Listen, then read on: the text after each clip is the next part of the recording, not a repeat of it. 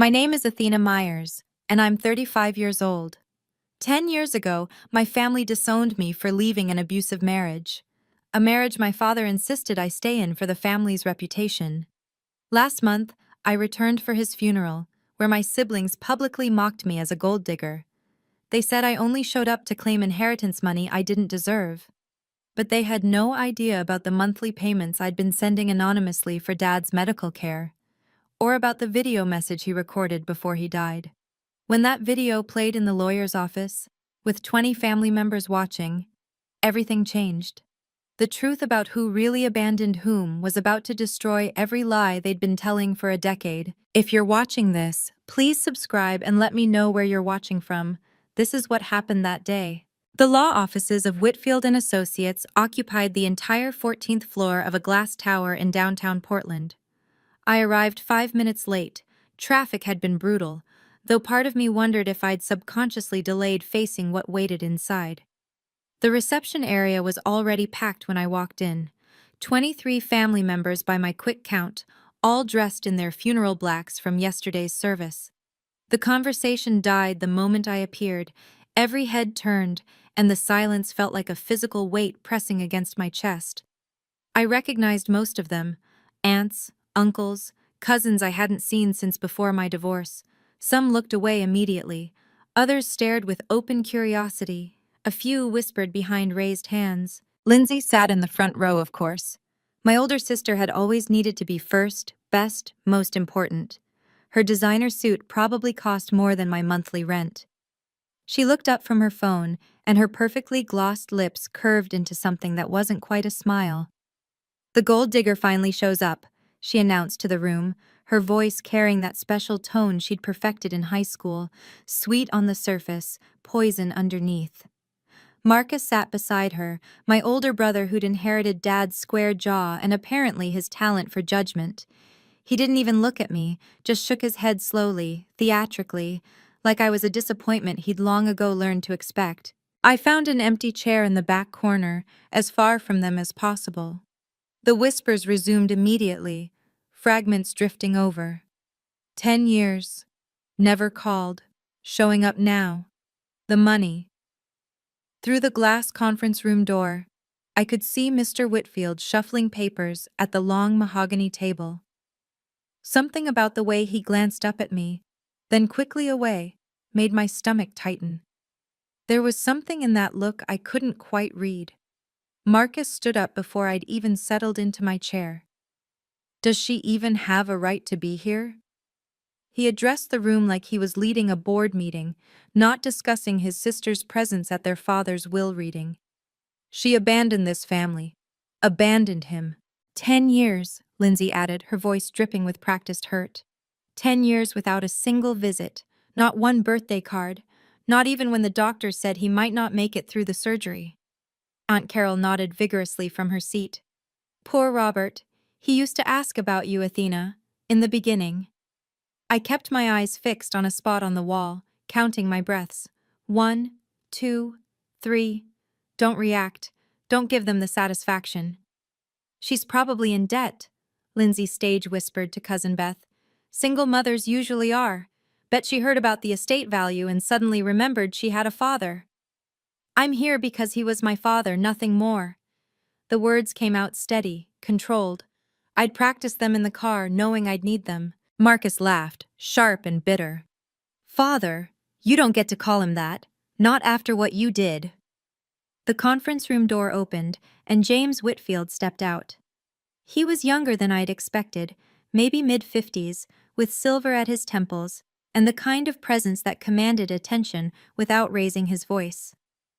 "If everyone could please take their seats in the conference room." His eyes swept the room, pausing briefly on me. Again that look, like he knew something the rest of us didn't. "We have specific procedures to follow today, per Mr. Myers' explicit instructions." As everyone filed toward the conference room, I stayed seated, letting them go first. I didn't need another confrontation in the doorway. But as I finally stood to follow, Mr. Whitfield caught my eye and nodded slightly, almost imperceptibly, almost like reassurance. Sitting in that conference room, surrounded by family who'd become strangers, my mind drifted to the day everything changed. 10 years ago, almost to the month. I'd finally worked up the courage to leave Derek. The bruises on my ribs hidden beneath a cardigan as I stood in my parents' living room, begging for support. If you leave him, don't come back. Dad's words had been final, absolute. Marriage is sacred. You don't run when things get difficult. What will people think? Mom had stood behind him, silent, her hands wringing a dish towel. She'd seen the signs. I know she had. But reputation mattered more than her daughter's safety. The first year after leaving was the hardest. Caleb was barely 2 months old when I walked out with just a diaper bag and my purse. No job, no savings, no family. I slept on a friend's couch for 3 months while I found work. First one waitressing job, then two. 14-hour days with a baby strapped to my chest during the lunch shift at a diner that looked the other way. Not one call from my family. Not one text asking if we were okay, if we had food, if my baby had what he needed. They'd made their choice, and I'd made mine. But I'd known about Dad's declining health. Small towns talk, and Portland wasn't that big. When I heard about his heart problems 5 years ago, about the mounting medical bills Lindsay complained about at her book club, I'd made a decision. Every month, $5,000 wired from a shell company I'd set up. Enough to cover the best cardiac specialists, private nurses, experimental treatments. Family means standing by each other, even when they're wrong, apparently. I'd whisper to myself each time I authorized the transfer, watching my own account drain while Caleb and I ate ramen for the third night in a row. The conference room had exactly 25 chairs. I knew because I counted them while everyone filed in, claiming their spots like territory. Not one person shifted to make room for me at the main table. I ended up against the wall, balancing a legal pad on my knee. Lindsay looked over at me and smirked. Mr. Whitfield, before we begin, shouldn't we verify that everyone present has legal standing? I mean, some people abandon their family for a decade and then show up expecting… what exactly? I can provide documentation of her legal status if needed, Mr. Whitfield replied calmly, organizing his papers. Though I assure you, everyone here has been specifically included in the proceedings. Single mother struggles, Marcus muttered, loud enough for everyone to hear.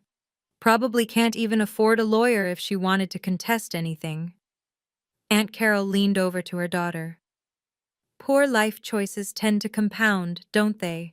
First the divorce, then cutting off family, and now… She gestured vaguely in my direction. I kept my expression neutral, but inside, something shifted. They thought I was nothing, weak, desperate, beaten down by a decade of single motherhood and minimum wage survival. They had no idea about the promotion I'd earned last year, the small business I'd started on the side, the college fund I'd managed to build for Caleb despite everything. Let them think what they wanted. I'd learned long ago that being underestimated was sometimes an advantage. Mr. Whitfield cleared his throat. Before we proceed with the reading of the will, there are some procedural matters we need to address. He pulled out a sealed envelope and, surprisingly, a USB drive. Your father left very specific instructions about the order of today's proceedings. Lindsay rolled her eyes. Always dramatic, even from beyond. But I noticed Marcus had gone still, his confident posture suddenly rigid. Something about those procedural matters had caught his attention too. Can you imagine being mocked by your own family at your father's funeral? Being called a gold digger when you haven't asked for a single penny? If you've ever been misunderstood or judged unfairly by family, you'll understand what I felt in that moment. But sometimes, the truth has a way of surfacing when you least expect it.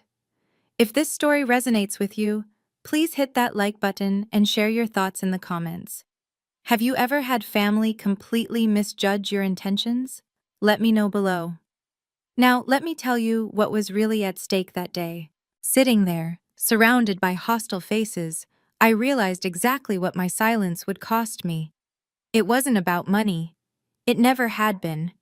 But if I let their version of events stand, if I walked out without saying anything, The narrative would be set in stone.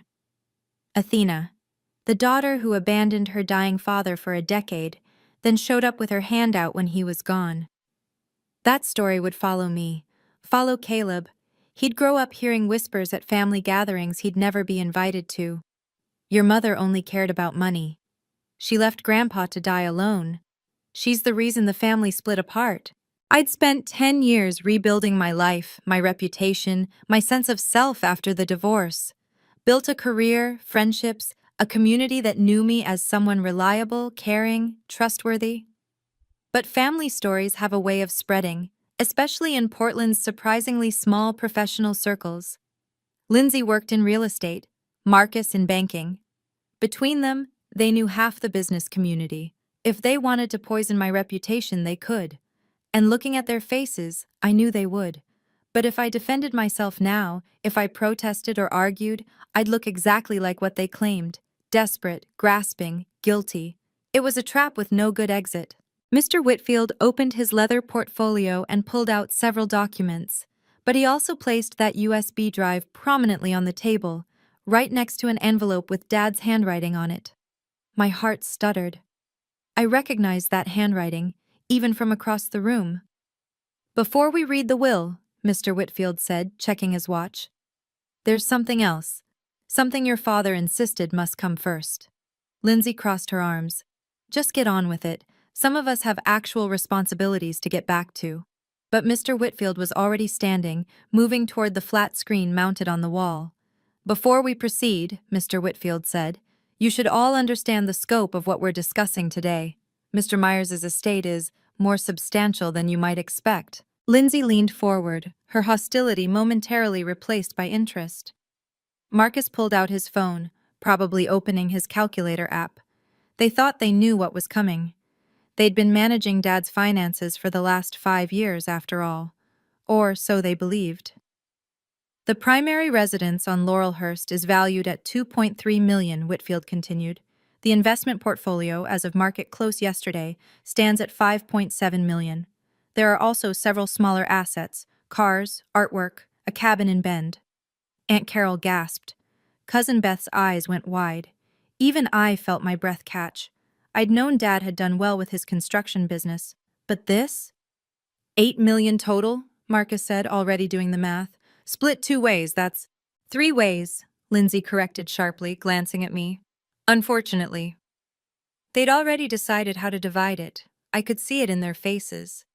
They'd probably already contacted real estate agents about the house, financial advisors about the portfolio. Lindsay kept talking about renovating her kitchen. Marcus had mentioned a new boat at the funeral. Mr. Whitfield glanced at his watch again.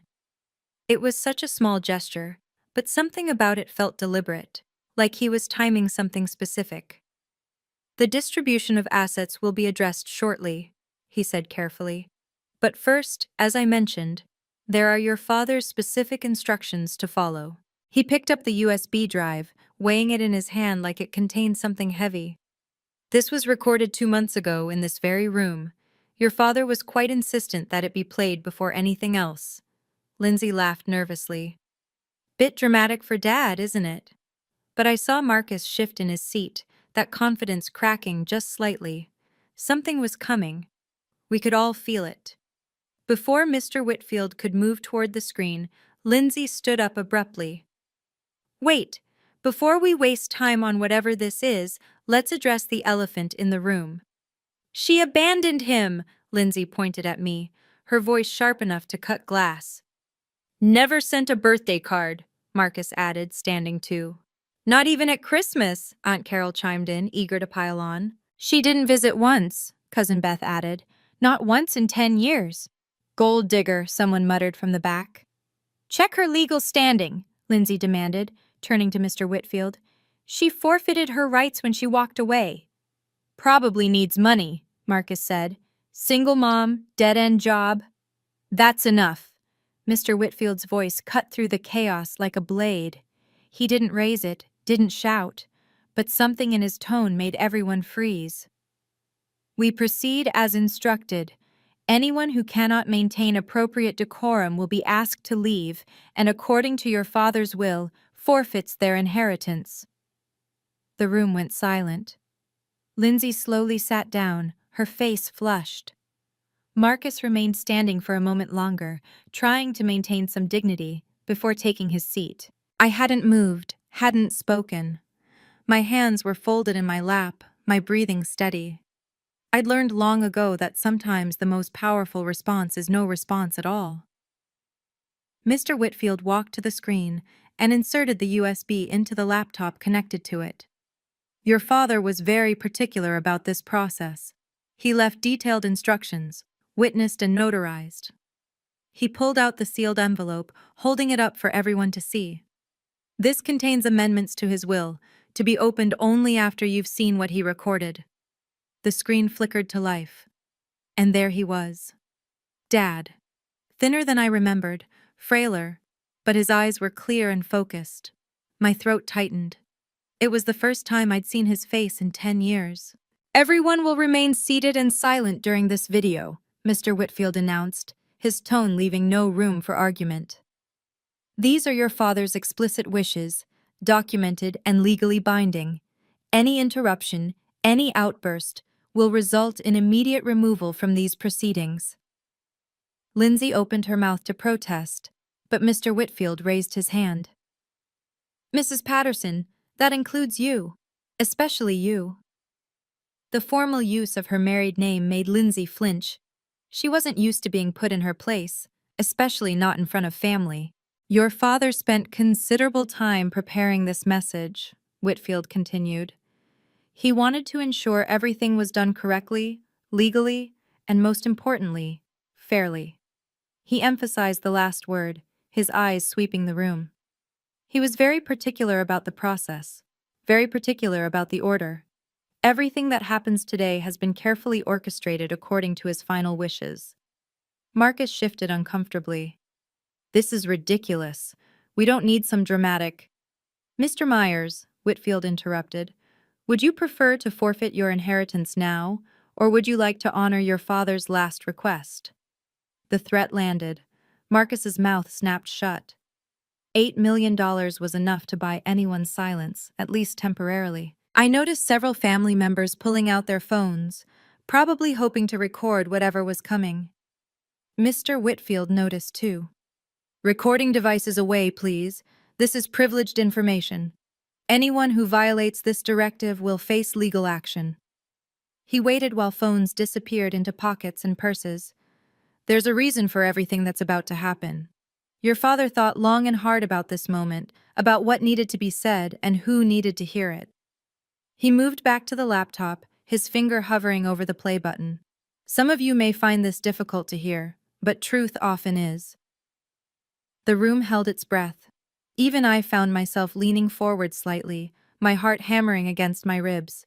Mr. Whitfield connected the USB drive to his laptop with deliberate precision, each movement measured and purposeful.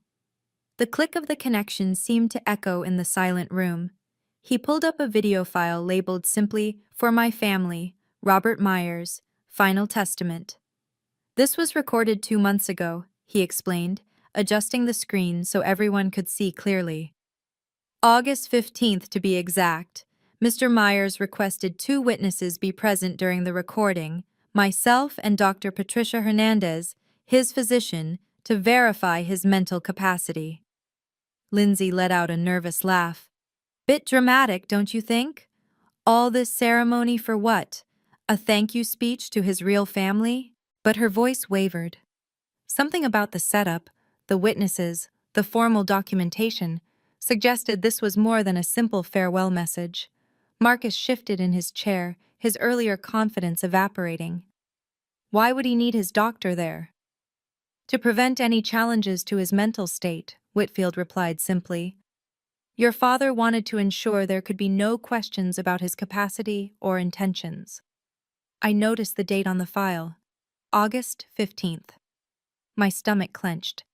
That was 3 days after I'd sent the largest payment yet, nearly $20,000 for an experimental treatment his insurance wouldn't cover. The timing couldn't be a coincidence. The screen showed a frozen frame of my father, sitting in this very room, at this very table. Even in the still image, I could see how much weight he'd lost, how the illness had carved deep lines into his face. But his eyes were sharp, alert, alive with something I couldn't quite identify. Your father insisted this be played first, Whitfield repeated, his finger hovering over the play button. Before any discussion of assets, before any reading of the will. This message, he said, was the most important thing he would leave behind. Mr. Whitfield held up the sealed envelope, angling it so everyone could see the notary seal, the witnesses' signatures, and most importantly, the date stamp. This envelope contains amendments to Mr. Meyer's will, executed 6 weeks before his passing, to be opened only after the video message. We have a right to see that now. Lindsay stood halfway out of her chair. As primary executors, Marcus and I should review any amendments before. You are not executors, Mrs. Patterson. Whitfield's correction was swift and precise. Your father changed that designation as well. Everything will be revealed in due time as he instructed. Lindsay sank back into her seat, her face flushing red. Marcus grabbed her arm, whispering something harsh in her ear. The envelope was thick, official-looking, with confidential, to be opened only in the presence of all beneficiaries, stamped across it in red ink. I could see Dad's signature across the seal, along with 2 other signatures I didn't recognize. After the video, as instructed, Whitfield repeated, placing the envelope prominently on the table where everyone could see it, but no one could reach it. Several family members had their phones out again, despite the earlier warning. Cousin Tom was definitely recording, trying to be subtle about it. Whitfield either didn't notice or chose not to address it yet. The date on the envelope caught my eye again. 6 weeks ago. That was right after I'd set up the private nursing service, the one that cost $8,000 a month but provided round-the-clock care. The one I'd paid for by selling my car and taking on freelance work every weekend. Had someone told him? Had he somehow found out? Everything will make sense soon, Whitfield said, his finger finally pressing play. Your father made sure of that. The screen came to life, and my father began to speak. But before Dad could say more than, "If you're watching this," Lindsay shot to her feet, her control finally snapping completely. "Stop! Just stop!" She whirled on me, her perfectly manicured finger pointing like a weapon. "She doesn't deserve to be here. She doesn't deserve a penny." The room erupted. Mr. Whitfield reached for the pause button, but Lindsay was already in full performance mode, playing to her audience of sympathetic relatives. "I sat by his bedside for months." Her voice cracked with practiced emotion. "Every single night when he was in the ICU. Where were you, Athena? Where were you when he was crying out in pain?" "The medical bills," Marcus added, standing beside his sister in solidarity. "Do you have any idea what we paid, what we sacrificed? I took out a second mortgage." "She wasn't there," Aunt Carol added. "Not for the surgeries, not for the chemo, not for anything." "Probably off with another deadbeat boyfriend," someone muttered. Cousin Tom had his phone up openly now, recording everything. The family drama he'd capture would fuel gossip for years. Lindsay stepped closer to me, her voice dropping to a venomous whisper that still carried across the room. "Where were you when he needed you? When he called out for his baby girl in his delirium? You broke his heart, and now you want his money?" Every eye in the room was on me. 23 faces filled with judgment, disgust, and righteous anger. They'd already tried and convicted me in the court of family opinion. I remained seated, my hands folded, my expression neutral. Inside, my heart was shattering all over again, but I wouldn't give them the satisfaction of seeing it. The screen behind Lindsay was still frozen on Dad's face. And then, without warning, Whitfield hit play. Dad's voice filled the room. "First, I need to apologize to Athena." The room went absolutely still. Lindsay stood frozen mid-gesture, her fingers still pointed at me. Marcus's mouth fell open. Every head swiveled from me to the screen, where Dad sat in his final weeks, thin but clear-eyed, his voice steady despite his frailty. "If you're watching this, I'm gone," he continued, "and there are things you need to know, things I should have said years ago but was too proud, too stubborn, too wrong to admit." Lindsay's arm slowly lowered. She turned toward the screen, her face shifting from rage to confusion. What is this? I failed as a father, Dad said, his image filling the wall-mounted screen. And I need you all to know exactly how.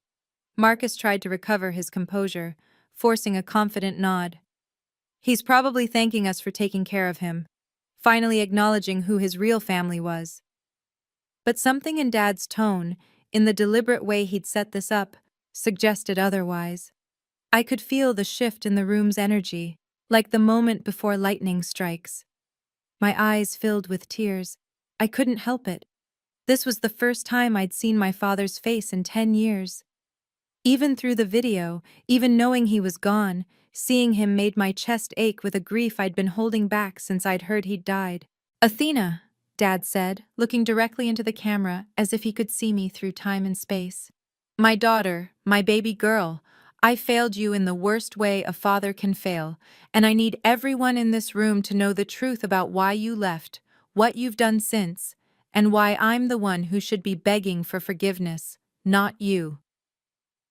Lindsay stumbled backward into her chair. Marcus gripped the edge of the table, and the family that had been so ready to condemn me fell silent, waiting for what came next. This was the moment everything changed. 20 pairs of eyes turned from the screen to stare at me. My siblings' confident smiles began to falter. Sometimes the truth comes from the most unexpected places, even from beyond the grave. If you've ever had a moment where the tables completely turned on those who wronged you, you know this feeling. Please subscribe if you haven't already, and ring the notification bell so you don't miss what happens next. The revelation that's coming will change everything you thought you knew about family loyalty. Now, let me share what my father revealed in that video. Dad's face on the screen looked directly at the camera, at us, at me. His voice was steady, but I could see the effort each word cost him. I failed Athena when she needed me most, he said. 10 years ago, she came to me for help. She was leaving an abusive marriage. Derek had been hurting her, physically, emotionally, systematically breaking her down. She came to me with bruises on her ribs and fear in her eyes, holding her baby boy, begging for support. Gasps rippled through the room. Aunt Carol's hand flew to her mouth. Even Marcus looked stunned. And what did I do? Dad's voice cracked. I chose reputation over my daughter's safety. I told her that marriage was sacred, that she needed to try harder, that divorce would bring shame on our family.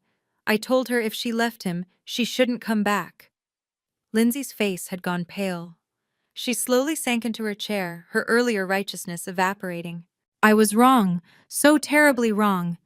Dad paused, collecting himself. She was brave enough to leave anyway, to protect herself and her son. She chose survival over family approval, and I punished her for it.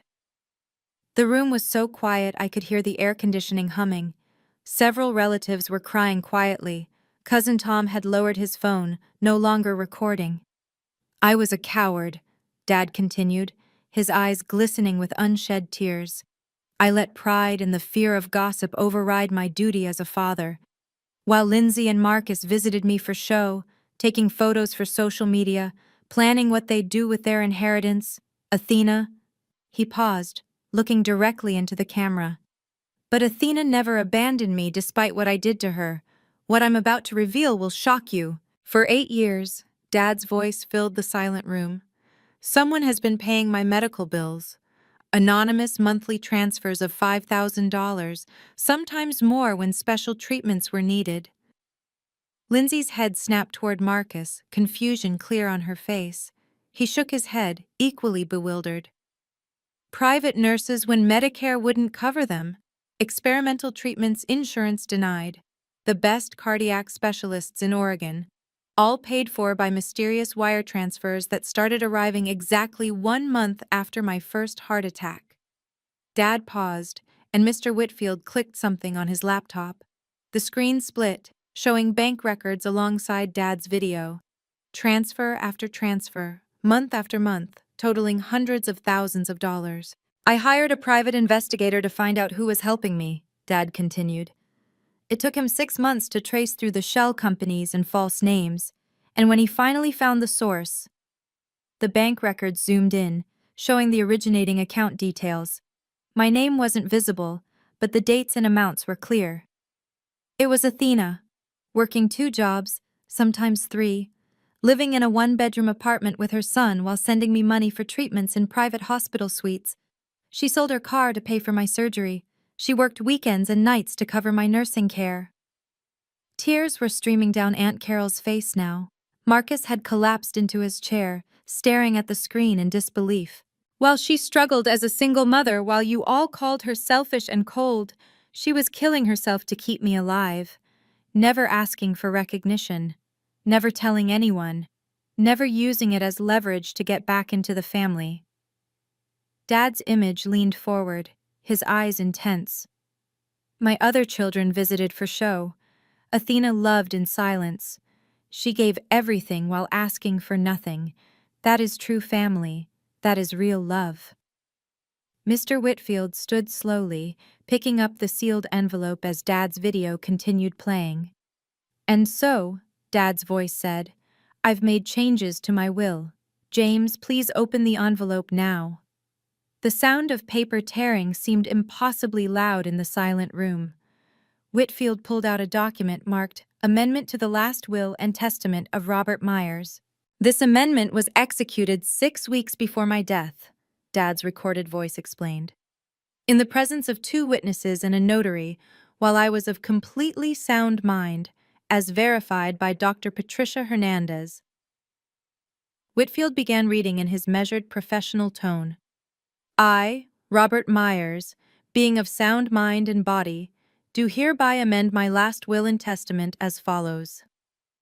Lindsay gripped Marcus's arm so tight her knuckles went white. I leave 80% of my estate, including the family home on Laurelhurst and the bulk of my investment portfolio, to my daughter Athena Myers and her son, Caleb Myers. The room erupted. Lindsay let out a strangled cry. Marcus slammed his fist on the table. Several relatives gasped or exclaimed in shock. Whitfield continued reading, raising his voice above the chaos. To Lindsay Patterson and Marcus Myers, I leave $50,000 each, along with my complete collection of family photographs and personal mementos. This can't be legal, Marcus shouted. Dad's voice cut through from the video. I know some of you will be angry, but I'm giving the most to the one who gave the most when she had the least. Athena saved my life, literally and financially, while expecting nothing in return. This is my attempt to right a terrible wrong. The screen showed one final image, a bank statement showing the total of Athena's contributions over 8 years, $537,000. To the child who gave without taking, Dad's voice concluded. This is the least I can do. This is ironclad, Mr. Whitfield stated firmly, setting down the amendment. Your father took every precaution to ensure this could not be contested. 2 separate physicians confirmed his mental capacity. The video provides additional evidence of his intentions. Everything has been properly witnessed, notarized, and filed with the court. We'll sue, Lindsay screamed, jumping to her feet. This isn't fair. We were here. We took care of him. You're welcome to try, Whitfield replied calmly. However, page 3, Section 2 clearly states that any beneficiary who contests this will forfeit their inheritance entirely. You would lose even the $50,000. Marcus pulled out his phone, frantically typing. I'm calling our lawyer right now. This is undue influence. She manipulated him. With anonymous payments he didn't know about until he hired an investigator? Whitfield interrupted. That would be quite a feat of manipulation. He pulled out another folder. I also have here precedent cases, all ruled in favor of similar amendments. Your father consulted with 3 separate estate attorneys to ensure this would stand up to any challenge. Lindsay turned on me, her face twisted with rage. You planned this. You knew. I stood slowly, my legs shaky. For the first time since entering this room, I had everyone's complete attention.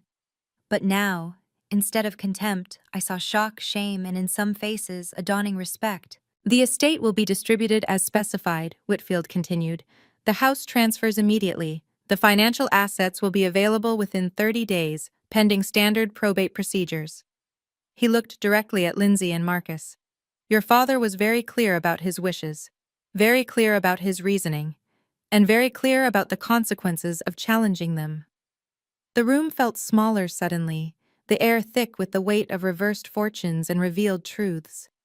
I stood there, tears streaming down my face, looking at my siblings, who suddenly seemed so much smaller than they had an hour ago. The room waited for me to speak, to gloat, to claim my vindication. But that wasn't who I was. It never had been. I never wanted his money, I said quietly, my voice steady despite the tears. I sent those payments because he was my father. Despite everything, despite the pain and rejection, I loved him. Lindsay's face crumpled. Marcus looked away. Every month when I sent that money, I told myself I was doing it for Caleb, so he could know his grandfather was cared for, even if they never met. I did it because that's what family does. You help, even when it hurts. I turned to face my siblings directly. You can have the money, all of it. I don't want it. Gasps echoed through the room. Even Mr. Whitfield looked surprised. But I'm keeping the house, I continued, my voice growing stronger. Not for me, but for Caleb. He deserves to know where his grandfather lived, to have that connection to his history. He deserves to walk through those rooms and know that despite our broken relationship, there was love there. I paused, looking Lindsay and Marcus directly in the eyes. And you're not welcome there. Either of you. You spent 10 years telling everyone I abandoned this family, while you abandoned basic human decency. The boundary was clear, firm, professional. No hatred, no revenge, just a simple statement of consequence. I forgive you, I said finally. For Caleb's sake and for mine. But forgiveness doesn't mean forgetting. It doesn't mean allowing you back into our lives to cause more harm. The room was silent, processing this unexpected response to an unexpected revelation. The silence that followed my words lasted maybe 10 seconds before the room exploded into motion. Cousin Tom quietly deleted the video from his phone, his face flushed with embarrassment. I saw him pocket the device without meeting anyone's eyes. Aunt Carol was the first to approach me, tears still wet on her cheeks. Athena, I'm so sorry. We never knew. If we had known about Derek, about what you went through. We should have asked, I replied quietly. But it's done now. One by one, relatives approached. Some offered awkward apologies, others simply squeezed my shoulder or murmured condolences. Uncle Richard, who hadn't spoken once during the entire meeting, stopped beside my chair. You're a better person than all of us, he said simply.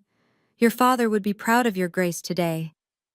Lindsay grabbed her purse and stormed toward the door, her heels clicking sharply against the floor. She paused at the threshold, turning back to look at me with eyes full of rage, and something else. Maybe regret, maybe just calculation about what she'd lost. Marcus followed her, but he stopped beside my chair. For a moment, I thought he might apologize. Instead, he said, "This isn't over." "Yes, it is," Mr. Whitfield interjected firmly. "Any harassment or continued challenges will result in legal action." After they left, the room felt lighter somehow. Beth approached hesitantly. "Athena, we never knew about the payments. We believed what they told us." "I know," I said. "That was the point. It was never about recognition." Mr. Whitfield handed me a set of keys, old-fashioned brass ones on a simple ring. "The house is yours, Ms. Myers. Your father would be proud of how you handled this today." The keys felt heavier than they should, weighted with 10 years of pain and redemption. 6 months later, the full consequences of that day had rippled out in ways none of us could have predicted.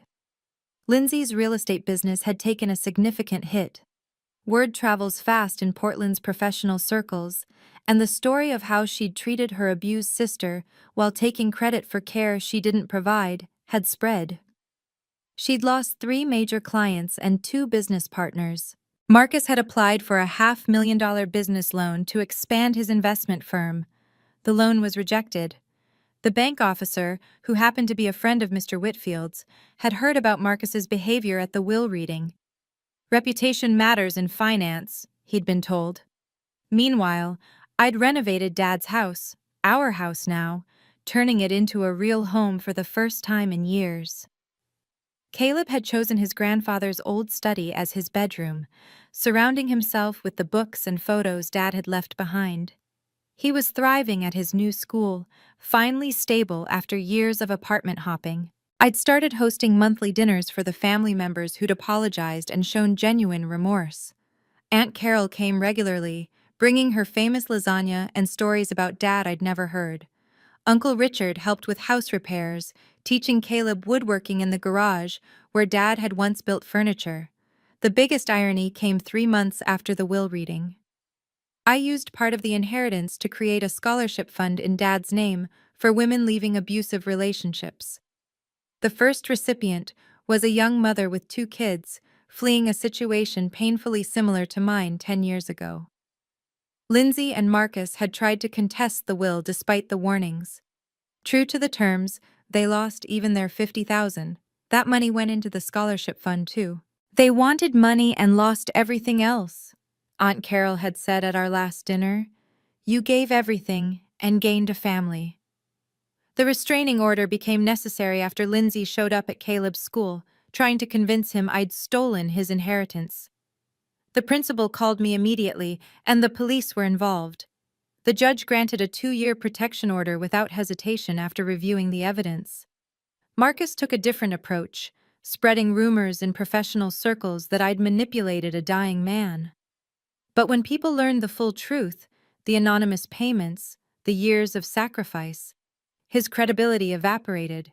His own business partners distanced themselves. I established clear rules for our new life. The family members who were welcome knew the boundaries. No discussing Lindsay or Marcus, no trying to mediate or reconcile, and absolutely no sharing information about our lives with them. Respect or remove became our family motto. Caleb was thriving with the stability. I'd enrolled him in therapy to process not just the family drama, but the years of instability that came before. He was learning about healthy boundaries by watching me enforce them. Mom, why did Aunt Lindsay lie about you? He'd asked one evening. Sometimes people create stories that make them feel better about their choices, I'd explained. We can't control what others say. We can only control how we respond. The house had become what it never was in my childhood, a sanctuary. I'd removed all the formal furniture, the cold decorations that screamed wealth but whispered loneliness. Now it was filled with comfortable couches, Caleb's art on the walls, and the sound of laughter during our monthly dinners. I'd also returned to therapy myself, working through a decade of trauma and rejection. My therapist helped me see that setting boundaries wasn't cruel. It was necessary for healing. Family isn't obligatory, she'd said. It's chosen through actions, maintained through respect, and sometimes protected through distance. Looking back now, I realized that vindication came exactly when I'd stopped looking for it. For 10 years, I'd sent those payments with no expectation of acknowledgement, no hope of reconciliation. I'd simply done what felt right, even when it hurt. The truth has a way of surfacing, though not always how we expect. Dad's video message wasn't just an apology. It was a mirror held up to everyone who'd chosen comfortable lies over uncomfortable truths. Some people looked away from that mirror. Others, like Aunt Carol and Uncle Richard, faced what they saw and chose to change. I taught Caleb the most important lesson through all of this. Give without expecting returns, but never allow yourself to be diminished by those who take without gratitude. We volunteered together at the women's shelter now, helping other families rebuild after escaping abuse. The house that had once echoed with judgment and disappointment now hosted birthday parties, study groups, and holiday dinners. But only for those who'd earned their place through respect and genuine care. The family photos on the walls told a new story, not of the family I was born into, but the one I'd chosen and built. Lindsay and Marcus had taught me something valuable too, though not what they'd intended. They showed me that the best revenge isn't revenge at all. It's living well, loving deeply, and maintaining your integrity even when no one's watching.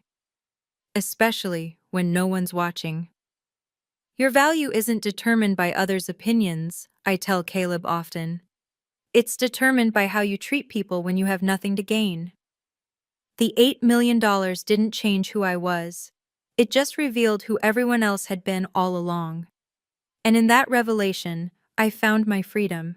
Thank you for listening to my story. If you've ever been the black sheep of your family, or had to walk away from toxic relationships to save yourself, I want you to know you're not alone. Your worth isn't measured by their acceptance. Sometimes the hardest thing and the right thing are the same. What boundaries have you had to set with family? Share your story in the comments below. Let's support each other. And if this story touched you, please share it with someone who needs to hear that choosing yourself isn't selfish, it's necessary. Subscribe for more stories of quiet strength, winning over loud ignorance.